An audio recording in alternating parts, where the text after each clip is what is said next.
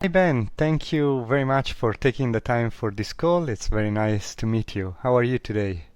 I'm fine, and thank you, Frederick. It's my pleasure. Yeah, good. So I think that today we are discussing a very interesting topic. So we are talking about application modernization. That is something for which I don't think there are many resources. So I'm very glad that we can have an expert to give us, its vision on this topic and maybe encourage some people to learn more about this. Very good. And can you start telling us something about you? Sure. My name is Ben Wilson, and I work at a company called Vadin, and I'm my role here is migration practice lead. I joined Vadin about 3.5 years ago, Okay. and I've been working with their different teams here to move some migration and modernization initiatives forward. Uh, but before I joined Baden, I was working for another company called Anubex that was a company that's really specialized in application modernization. So in total, I've been working in this domain for over 23 years now, which seems like a long time.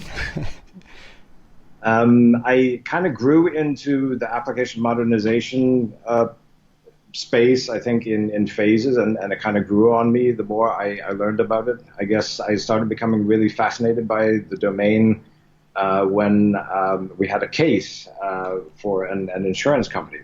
It was back in the time when I was at Anubex. There was an insurance company that had a number of applications running on mainframe Okay. system, and they had been trying for some time to migrate these applications from their mainframe to a Unix system, and they couldn't get the proof of concept to work. Their applications had been so optimized for the mainframe architecture that they were not able to get the performance on Unix to be comparable to what was on the mainframe. They couldn't find a transformation, so a way of describing in a consistent manner the way that they would be transforming all of their applications in a way that they could still have a number of critical processes to work. So it was a real problem for them, and they issued a contest. Hmm.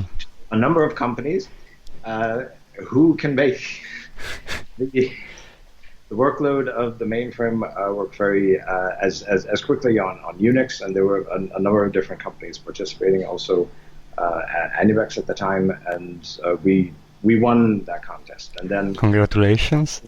thank you.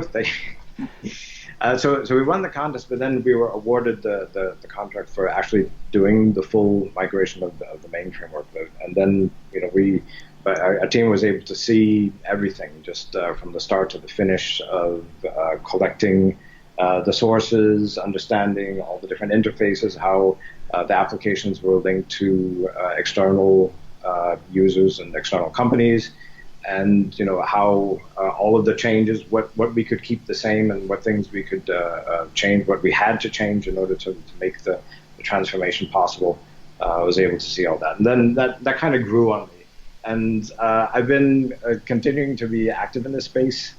Since then, it's been a focus really, and I keep seeing companies struggling with the question, and very often they start initiatives, but it's not really clear to them how to finish them.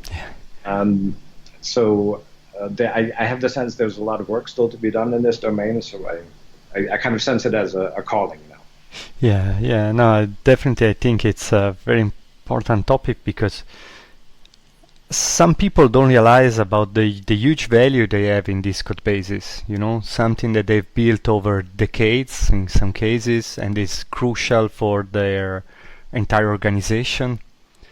And basically, sometimes it's trapped in some old technology. If you don't manage to port it to some technology that is more fitting the new context, for example, something that you can access from the web or can run on modern hardware. Basically, you lose that value, and it's something that I think most organizations cannot afford. Yeah, absolutely. Good, good. Uh, I think I wanted to ask what are the reasons to perform framework migration. So we already started to touch the subject, but can you, I don't know, list a few of the reasons why you will perform a framework migration? Yeah, this is the key question in so many cases is how companies justify the investment Mm. for undertaking something. Because in many situations, you start from a situation where there already is an application, and this application is already running, so it's already providing value. So the business case to invest even more to have something that's basically the same thing, it gets kind of difficult. So there's a number of reasons, a number of good reasons actually for doing a application migration. And I think the problem is that many of these reasons, many of these drivers can be existing at the same time, Okay. but these drivers have well, they'll have different business cases, and sometimes these business cases will be in conflict with one another. And I think an easy way of seeing or understanding how these different business cases can be categorized is looking at um, the degree to which you can quantify them.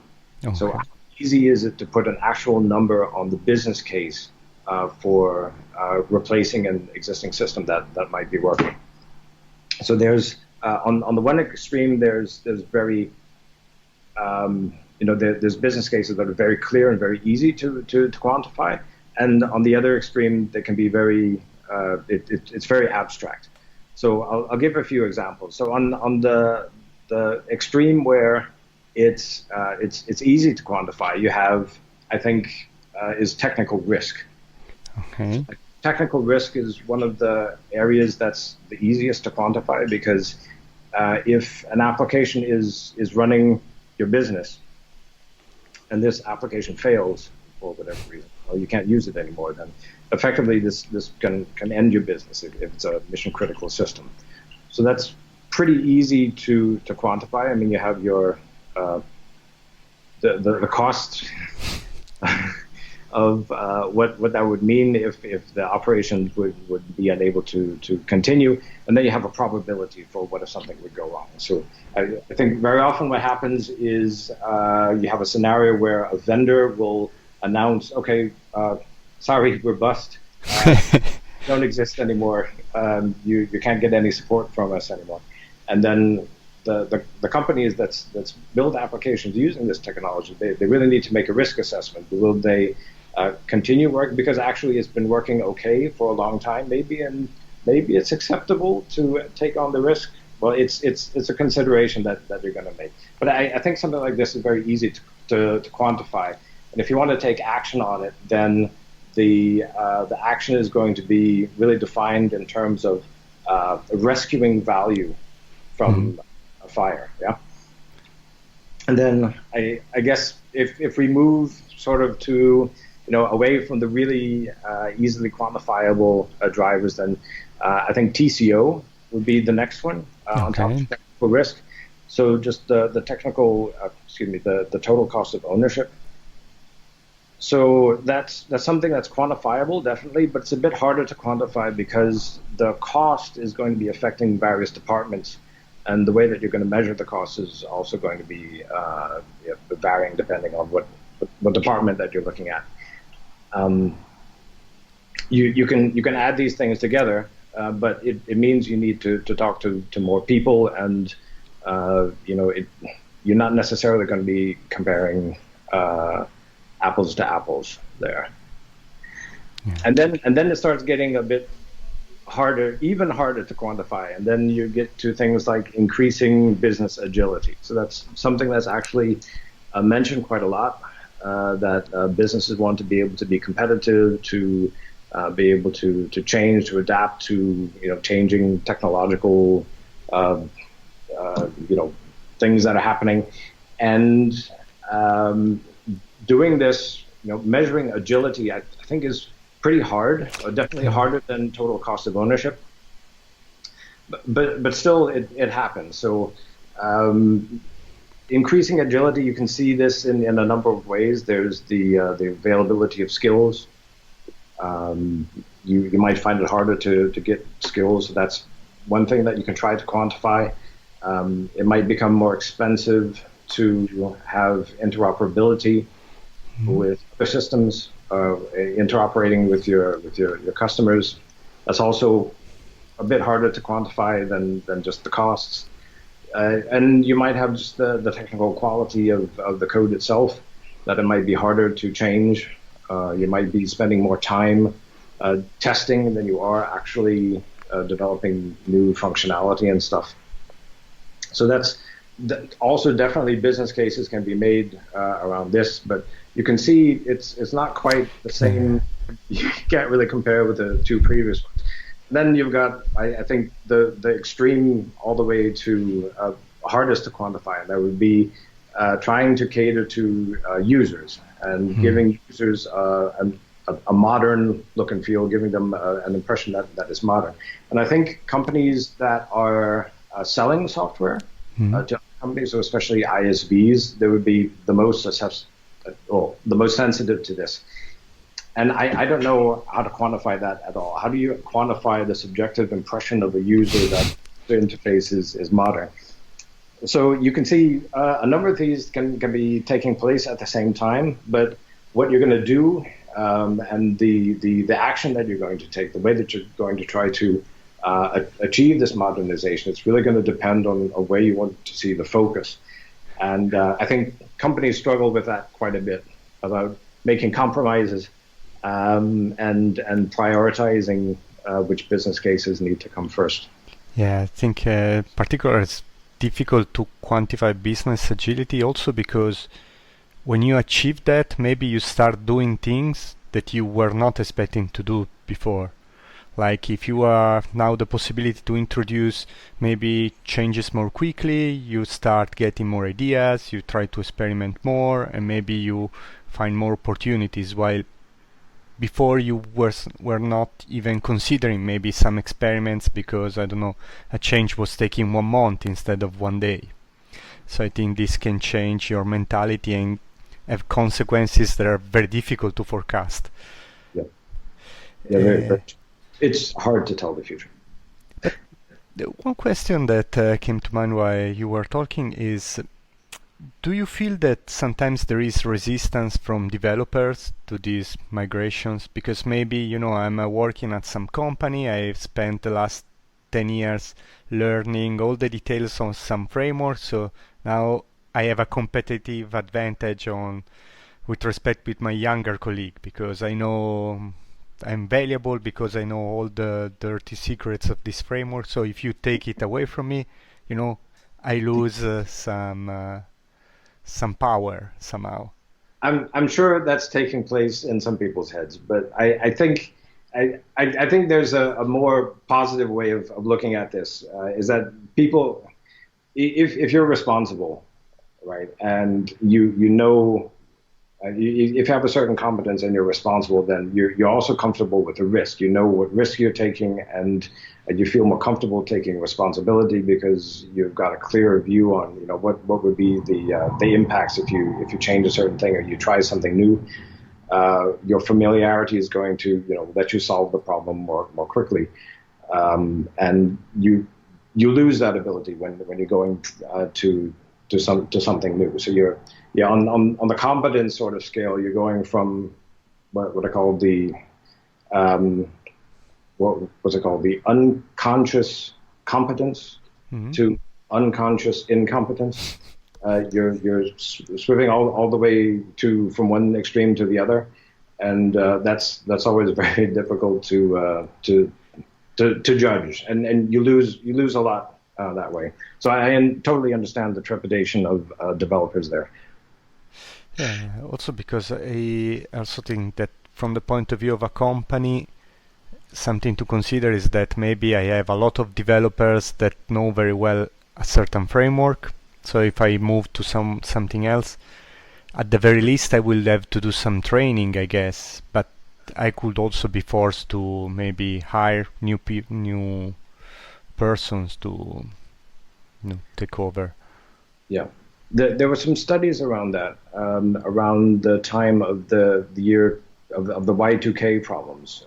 Gartner had done a number of studies looking specifically into, okay, how long does it take a COBOL programmer, a professional COBOL programmer, to become proficient with Java, Mhm. and to have the same level of competence? And they came up with figures that were in, it was between 3/4 of a year and a full year. Those Okay. the ranges that we were looking at. So it's quite an investment, and being able to put these people on the bench so that they can acquire these new skills and attain a professional level of expertise, that's expensive. Yeah, it's true. And okay, and can we talk about some typical framework migrations that you see? I mean, if there is anything typical, but just to make some more concrete for our listeners to understand what can be achieved. Sure. So I'm working in Vaadin for the moment. So Vaadin is a company that makes a web framework. It's a framework for developing web applications and PWAs, where you've got Java on the back end, and you've got web components and standards in the browsers. And Okay. the Vaadin framework is doing synchronization between the server back end and the client front end. And this is easy for developers. It's a natural way for developers to develop. It's very intuitive for Java or JVM developers. So a lot of what we're seeing is obviously customers migrating to Vaadin. So right now, most of that is coming from, it's being pushed from desktop, where the development paradigm is very close to the development paradigm inside Vaadin. So desktop applications, Swing, of course, is one of the key examples. And there's also, we're seeing some interest from companies that have applications that were developed using multi-page web frameworks. So things like JSP and perhaps also JSF. There's a number of JSF libraries, for instance, that are deprecated, and some of these customers are finding their way to us. But that's specifically for Vaadin. I mean, Vaadin's not doing mainframe migrations. It's just a different a different thing. There's a lot of that happening still, and there's many actually boutique vendors, or let's say specialty vendors, that are doing a very specific. They're specializing on a very specific 4GL or perhaps even 3GL that might have existed on earlier versions of Windows. So there's a whole lot happening. Not even to speak of the data migration. Yeah. There's a whole lot happening there. But maybe more specifically about migrating application from Swing to Vaadin. How much of this process can be automatized, and how much requires, manual intervention, and I don't know how much, what kind of effort we could typically look for? Yeah, it is normally possible to automate quite a bit. I have to say that our tooling right now is in the prototype stage, so we don't have a lot of cases where we've been able to collect a lot of data for how far can we go. But certainly the specifications that we've made so far and the proofs of concept that we've been working on, they've all been extremely positive. Swing applications are typically composed of a number of layers. You've got the MVP or the MVC patterns, application patterns that people would be using. And it's possible to retain these basic patterns inside Vaadin. So that's just a really good fit. And of course, being able to have the Java as is, that's also very, very useful. You have the same types, you have the same flow, you have the same exception handling, the same APIs. Things. If I'm not wrong, you wrote some tutorials on migrating from Swing to Vadin, or you're That those were colleagues of mine that wrote that, but yes, there's some resources okay? on the website. So Yes, maybe later we could link them in the interview so readers can take a look and get a better feeling. isn't it? Uh, okay, so we talk about framework migration, but you also name the possibility of migrating from one language to another, right? Um, and maybe in this case, are the reason to perform this migration different from the one for migrating from one framework to another? Yeah, I would say a number of these would be the same. So certainly skills availability would be a factor that really counts there. Something else that I think plays a big role is not being open source. So much Mm. of development right now is open source. It's hard actually for us to imagine that there was a time where you had to pay to develop software.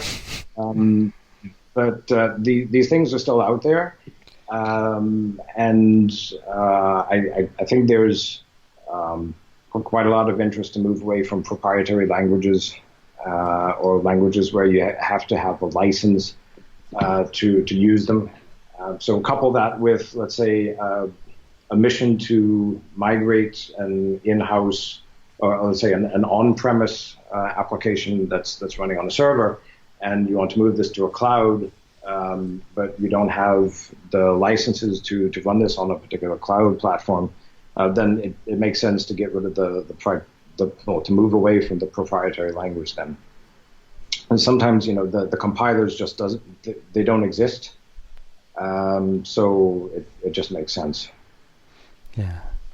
Yeah, for me, it was surprising to find out that there are companies that are still migrating from COBOL or RPG to modern languages. I mean, a few years ago, I didn't expect this. Now I'm aware that this is a thing going on. And okay, now a more specific question is uh, when you do this language migration, do you typically generate code in the target language, or do you consider other techniques like writing an interpreter? Yeah, there is a whole lot of confusion around that topic.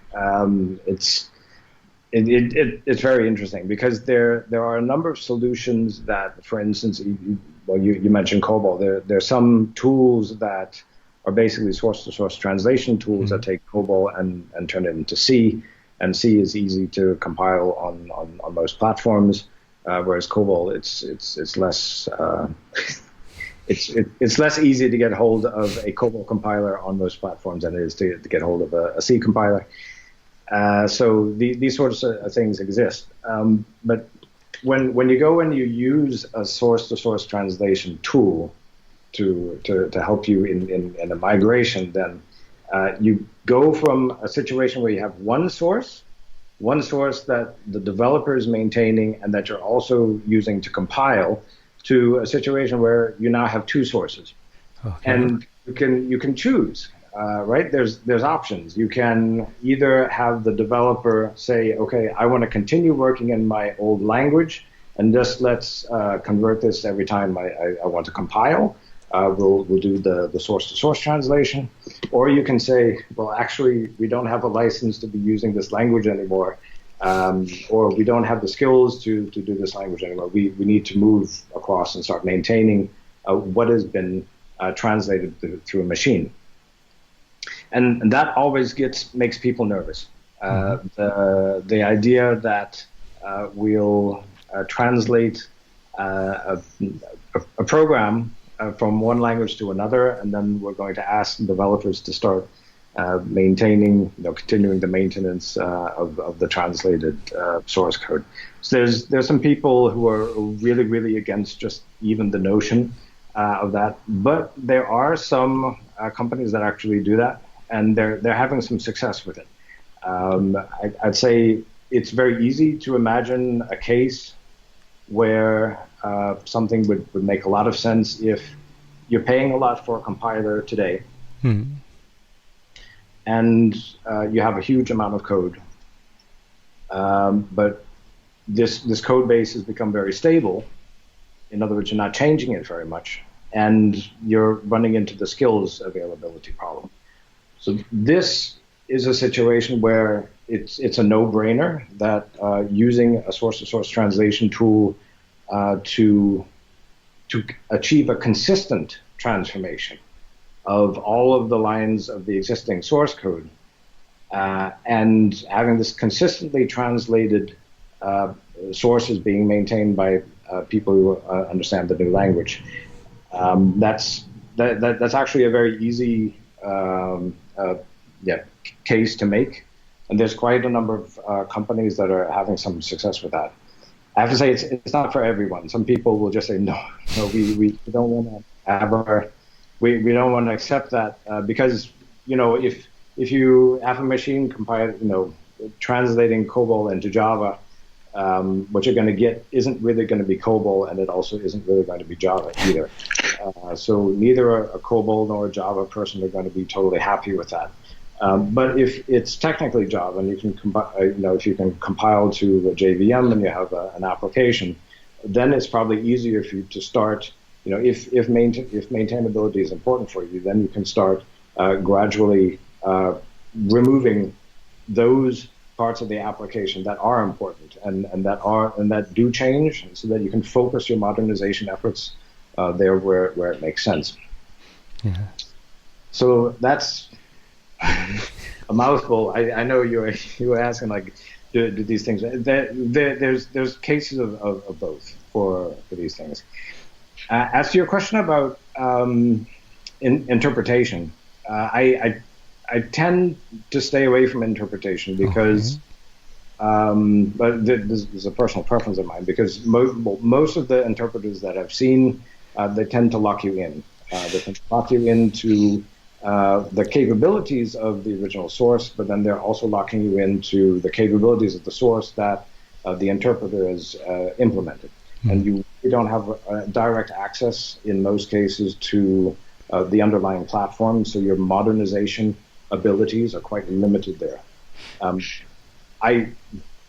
sure there's someone out there in the world who has found a nice way of making an interpreter where you can achieve this, but I haven't seen those. Most of what I've seen have been just pretty restrictive. So that's my reflex there.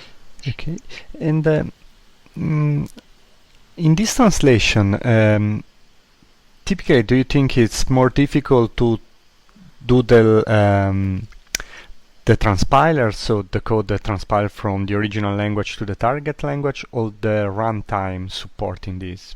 Because it seems to me sometimes people underestimate the complexity of building the runtime. Maybe on the original platform I have some special form of database that I also need to support in the target platform, and so I need to maybe build a new runtime that is bigger than anticipated.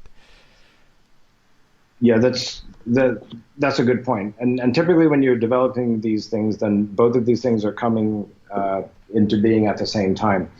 I would say it would really depend on the runtime. Some runtimes are absolutely ridiculously huge, really, really huge, and implementing them is just you never finish. I don't know how some of these 4GL proprietary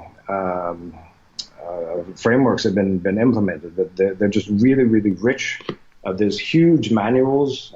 There's all sorts of flags that you can put when you're building. There's all sorts of options that you can set, and this can be a really huge work to implement all of this. It might be in some cases. I'd say the runtime is more complicated. Yeah. Okay, so we've talked a little bit about modernization projects, and are there typical migration also in this case? I mean, are there typical languages that people are moving away from or moving to? Yeah, in the Java space, I've been seeing quite a bit of interest in migrating from Java to Kotlin. That's something nice topic. Yeah. but aside from that, I haven't seen a lot of movement. I think, well, mostly I'm dealing with Java at the moment, and I think most companies with Java skills understand, the power, the strength of Java, and definitely the power of the Java virtual machine, and also at the same time the new paradigms that are coming out. So some of the new languages and how the Java language doesn't really fit into some of these different paradigms.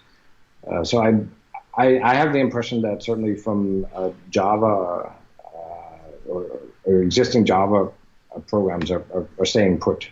Mm. Uh, Aside from moving to Kotlin. Yeah, and also by moving from Java to Kotlin, we could possibly also target the browser and now also the native platform. I mean, given that Kotlin can compile also to these targets, so maybe could be a side advantage of this. Uh, Yeah, yeah. yeah, true. And okay, so let's talk a little bit about the tools that you are using. Are there any open source tools or other tools that you use as part of your job? Yeah, my budget is zero, so everything is open source that I'm using at the moment, and there's actually a number of people that are doing some stuff on the side. I know a colleague of mine is actually using the Java parser project. That's Ah, actually a project, so that's a colleague of mine. I have to deal with some very hairy source code that I have no control over what's been happening with the source code, and sometimes some very strange things happen in the source code that customers give me. So for me, I'm using the JDT right. library inside Eclipse, and that's helped me because it just lets me sleep well at night because I know that what the tool is giving me is going to be the same thing as what the compiler is going to give me, and you know the Java language specification is actually really complicated now. It started off as something simple, but now the Java language specification is 700 pages, something like that. It's become quite complicated, and even the compiler builders, they don't always interpret the specification in the same way, and you can still find differences in behavior. I found a number of these back in the Java 6 days, and I had a number of heated conversations on Stack Overflow between people from Eclipse and say the reference compiler builders in Java C. So that's what I'm doing there. Yeah, it's. Uh, I thought that I knew Java well. Then I started contributing to Java parser and building the symbol solving stuff. And I realized no, there are so many corner cases and things, and part of the language that are still technically supported, even if no one is using them, that make things even more complex. So probably JDT is more reliable for a lot of things than Java parser at this stage. It might be. It's unfortunate because, well, Java parser. I actually like Java parser because it's simple. It doesn't come with a huge overhead, and it's not linked to a bunch of libraries. It's actually pretty simple, and the interface is pretty intuitive. I say your interface is more intuitive than that of JDT. Um, I hope the people watching this know what JDT is. I just said JDT. Yeah, it's the Java development tools. I think it's basically a compiler framework, part of the Eclipse platform, right? Yeah. Yes. Yeah, so maybe we will also add some links in the transcript so people can, Okay. in case they're interested. Okay, and now I would like to ask you, how did you learn about application modernization? If there are any resources or things that people should use to learn? Yeah, I fell into it by accident, actually. my first work in the modernization space was limited to user interfaces. So I was getting some static initializers of screens of applications on different technologies, and I was writing some very simple tools. I wasn't even using a parser generator. I was just programming in Visual Basic. It was back then, and just going through the lines, understanding what the different lines were. Some basic notion of a state machine was sort of in there, and doing some transformations. And it's mostly syntax changing that was happening in there. But I fell into it sort of by accident, and as I sort of grew in the space, I became more interested in some of the more fundamental things. And I think the most uh, well, the exercise that taught me the most was probably developing a Java parser of my own using Atlas. Okay. So I created one myself. I found it was fun, but I also realized what the limits were of my understanding of Java. I learned a lot about Java that way, and I also learned that I don't want to be writing parsers. Actually, if there's a parser available, I want to use the parser that's available. I don't want to be inventing the wheel myself on these sorts of things. So I'm very eager now to find the work of other people and integrating that into my own development. So that was what I learned. I mean, the most yeah the most interesting experience for me was writing my own parsers and just getting my hands dirty there. Good. And let's talk about the lesson learned doing application modernization. Um, do you find that there are typical barriers that make it difficult for organization to use these techniques, or maybe make those projects fail? Yeah, the barriers to even getting started, that's going to be the status quo being acceptable. Mhm. So the current applications just work. You've got, I think, the boiling frog syndrome, where you understand that there's some risk, but as time goes on, the risk increases, but you've already developed a tolerance for a little bit of risk. So there's been some companies that I've talked to where they were using specific hardware, and they didn't have the spare parts for it anymore. So the remaining users of this particular technology, it was a mini computer technology. Um, they had created this union where they would all keep each other updated on the spare parts that they still had. So if a bank somewhere, they had a memory chip that blew out, they would be able to get a replacement by talking to other users. So this acceptance of risk is something that's really real, and that really delays modernization efforts. Yeah. And then you've got the just the fact that these things are generally unprecedented, that companies don't have experience with that, and this is the risk that I think most people are afraid of. They're afraid of trying something really big and really new. So these are the things that keep current applications in place, I think. Yeah. Yeah, also because I think that they are not so advertised, these migration projects. I mean, maybe some company internally is using, I don't know, COBOL, they manage to move to Java. It's not like they are publishing blog posts explaining how they did that. So it's difficult to have the perception that these things are happening. And so maybe you feel like That's very true. you're the only one doing that. You get scared. And I know that it's a bit of a broad question, but do you have any advice to person doing application modernization, something that they should pay attention to? Yeah, sure, absolutely. So I've seen quite a few initiatives. I would say most of the time it's going to be your first time.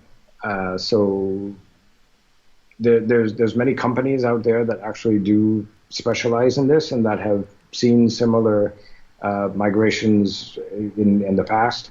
I think people have the tendency to think that they're when they onboard developers, they typically have to spend a long time explaining the architecture and the coding conventions and things like that. And there's a perception that the application is really unique and very different from other applications, and therefore the migration or the modernization of it, even if it's just a technical exercise, that's something that is very difficult to outsource. But actually, the opposite is in most cases true.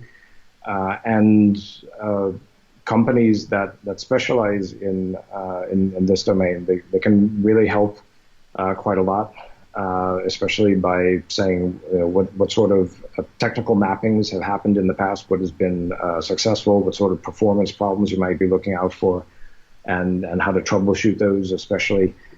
These things are really useful. So I'd certainly say get an ally. Find a company to help you out there, get some experience on board. And scope is really important. You have to be very clear about what the scope is. So especially for companies that have that are migrating core business systems, you've got a whole team of people that are involved with keeping these systems running and also developing them. You've got the developers, but you've also got the backup and recovery people, you've got the disaster recovery people, you've got the networking people and the security people, you've got DBAs, you've got just a very wide range of specializations. And when a project starts, you're going to find things that are going to affect different groups of these at the same time. And then there's always these meetings that take place where people try to find out what is going to be the solution. So having a clear scope that's clear to everyone in the project is super, super important, because you can never predict who's going to be in the meeting whenever a problem is going to be solved. So something that I found has been very effective has been using mottos. Okay. Just very short little sentences that everyone in the team can remember. This is important also because very large application transformation projects, they typically take a long time. They might take a year or 2 years, especially when a lot of testing needs to happen. So over this long period of time, people are going to be joining the project, new people will be joining, people will be leaving the project, but you've only done the kickoff once. You've only done the kickoff in the beginning. So the kickoff wears off after time. And when you get new people with new ideas coming in, then it's very easy for the original ideas to get lost. So having a motto is really can be really powerful and can help keep a project on track, even when the team composition is changing. So, for instance, a motto might be, if you can do it one-to-one, do it one-to-one. That would be just a simple sort of motto like that. And that's something that everybody can remember. And it doesn't really matter if you're a project manager or a developer or a tester or whatever. You can apply something simple like that to your thinking, and you don't need to wait for a decision or something. You can just apply this motto and move ahead on that basis. Yeah. Making so stuff get more coherent, Yeah. Yes. Yeah, but you name testing, probably it would be good to have an entire interview on testing this application modernization efforts, because Yeah. sometimes it's really an issue if someone don't have any test and want to do these migrations. Well, it's kind of risky. Absolutely. So yeah, it's important when you're doing a big bang that you can test cheaply. Yeah. Being able to test cheaply and test everything cheaply, that's important for big bangs. Yeah. We didn't talk much about big bangs, but big bangs can be useful too. There's some successful big bangs. There's quite a few. Huh. Yeah, and so they seems big users, insurance and banks, big users of mainframe and be interested in migrating those days. But yeah, I would like to talk about this topic for another hour, but we are running out of time, so let's wrap things up. And I would like to ask you if there is any interesting trend or any interesting things you're seeing happening in the future in this field. Anything that you want to share? Here at Vaden, we're working on a few things actually. So outside of Vaden, I guess what's interesting right now is well, what I find interesting is the language server protocol. I Right. think there's sort of interesting possibilities around that. I haven't actually been able to apply any of these yet, but I'm interested in that. And of course, migration to cloud. These are things happening outside of Vaden, and within Vaden, we're doing a number of things that are also kind of interesting. One of the things is the presentation transparency. I Mm-hmm. kind of made up that word. I'm not sure if that word actually exists, but basically achieving transparency then at the presentation layer. So one of the tools that we've created has been something that we call the MPR. It's the multi-platform runtime, which essentially allows you to run two client engines inside a web browser at the same time, so that Okay. if you're migrating from one, let's say, client engine to Vaadin, for example, to the latest version of Vaadin, then you can have both engines running at the same time, so you can gradually do the switch over.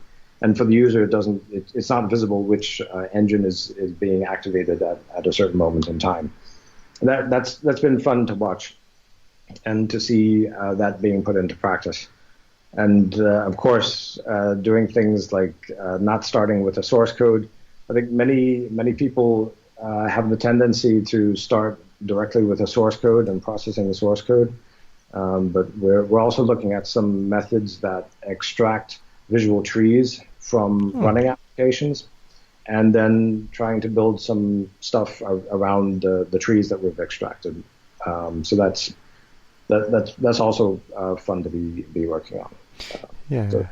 Also because I guess that a lot of stuff that is built dynamically, I mean, if you, it's sometimes difficult to rebuild from looking at the code, right? yeah. Yeah. Oh, okay. And finally, do you have anything else that you want to add, and maybe I should have asked, or you want to tell our listener? Yeah, I think the core thing is tested working code is valuable. See what you can do with it. Don't write it off. There's plenty that can be done with it if you're using a bit of creativity. And yeah, I guess that's the main message. Good, good. So, I'd like to thank you very much for your time. This was super interesting for me, and so thank you so much. It was my pleasure. Thank Okay, you. okay. All right. Bye. Bye bye.